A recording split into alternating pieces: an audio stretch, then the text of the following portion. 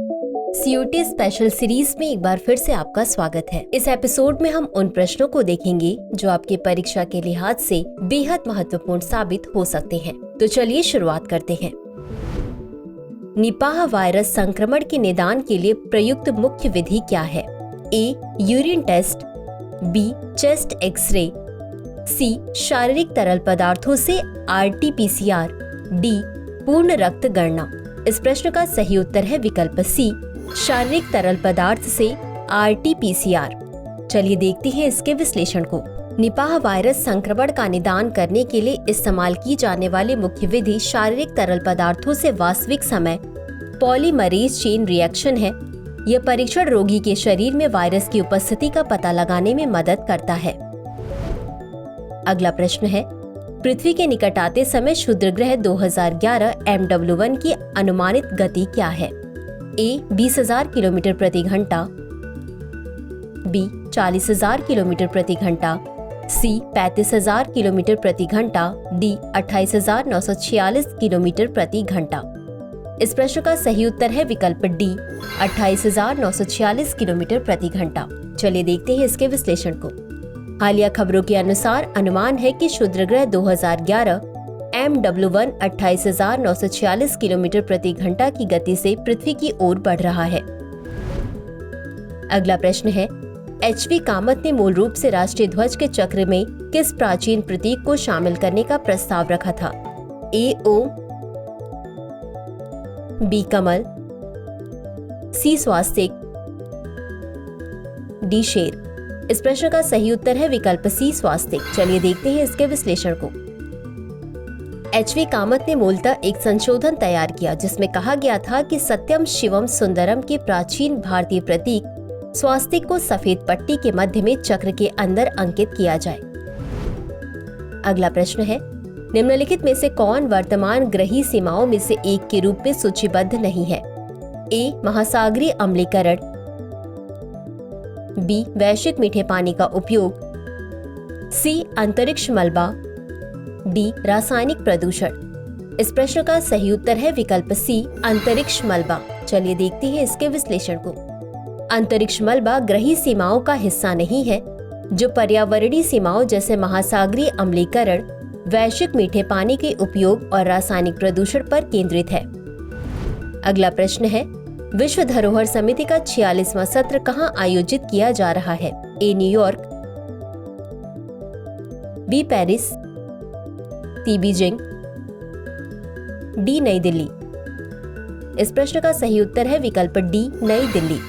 चलिए देखते हैं इसके विश्लेषण को। विश्व धरोहर समिति का 46वां सत्र 21 से 31 जुलाई तक नई दिल्ली में आयोजित किया जा रहा है। अगला प्रश्न है, किस संस्थान को बागवानी विज्ञान में अपने कार्य के लिए सर्वश्रेष्ठ प्रौद्योगिकी पुरस्कार मिला? ए. भारतीय प्रौद्योगिकी संस्थान, बी. भारतीय मसाला अनुसंधान संस्थान, सी.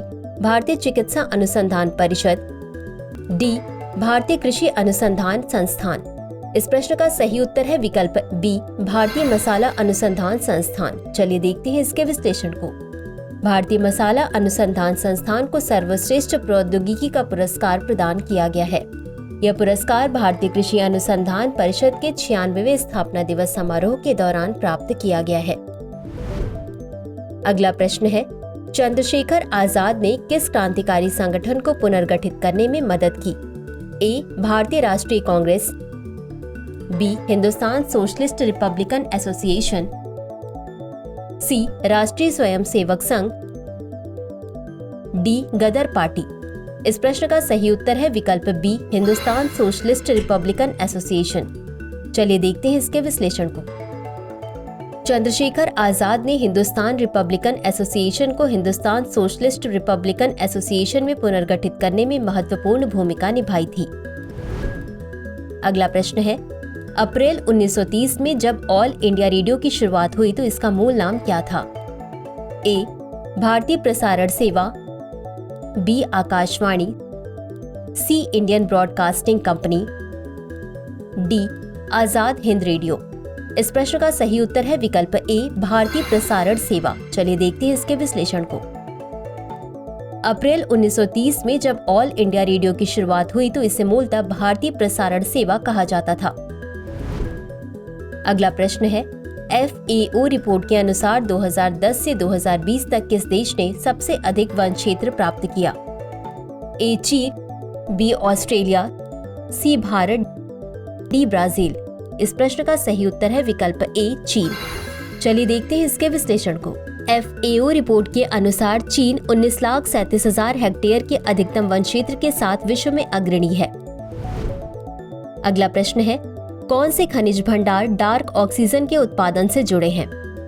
A पॉलीमेटेलिक नोड्यूल्स, B सोना और चांदी, C सिलिका और क्वार्ट्ज, D रेत और बजरी। इस प्रश्न का सही उत्तर है विकल्प A पॉलीमेटेलिक नोड्यूल्स। चलिए देखते हैं इसके विश्लेषण को। पॉलीमेटेलिक नोड्यूल्स, जिनमें कोबाल्ट, निकल, तांबा, लिथियम और मैग्नीज जैसी धातुएं होती हैं, जो डार्क ऑक्सीजन के उत्पादन से जुड़े होते हैं। तो चलिए अंत में देखते हैं आज के अभ्यास प्रश्न को। किस योजना का उद्देश्य सीवरों की मशीनीकृत सफाई को बढ़ावा देकर मैनुअल स्क्वैजिंग को समाप्त करना है? A प्रधानमंत्री जनजातीय उन्नत ग्राम अभियान, B एकलव्य मॉडल आवासीय विद्यालय, C राष्ट्रीय विदेशी छात्रवृत्ति योजना, D राष्ट्रीय मशीनीकृत स्वच्छता पारिस्थितिकी तंत्र कार्रवाई। इस प्रश्न का उत्तर कमेंट बॉक्स में जरूर दें। आज के लिए बस इतना ही। धन्यवाद।